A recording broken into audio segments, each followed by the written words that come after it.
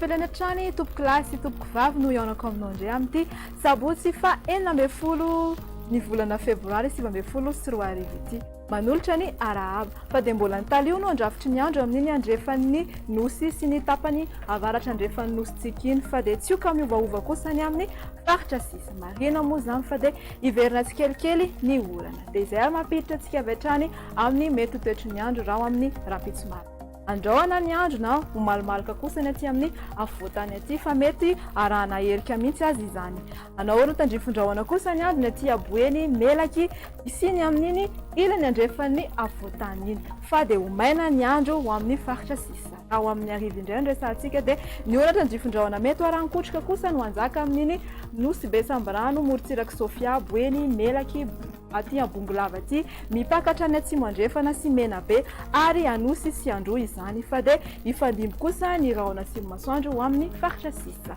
raha ny maripana vinavina ho amin'ny ambany indrindra ho amin'ny rapitsy dia 90 degré celsius izay hita aty avakinankaratra ny ambony indrindra kosa dia 30 degré celsius be izao izay hitantsika aty antsoy morondava sy ny morombe iny raha ny toetry ny andro amin'ny tanàn-dehibe manodidina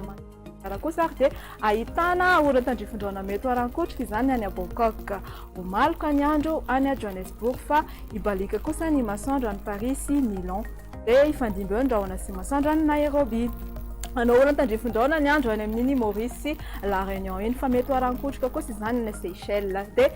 ho malomaloka ny andro any a Comore hatreto indray ary mamarana ny fandaharantsika mamena fotoana anareo indray ho amin'ny rapitsy toy izao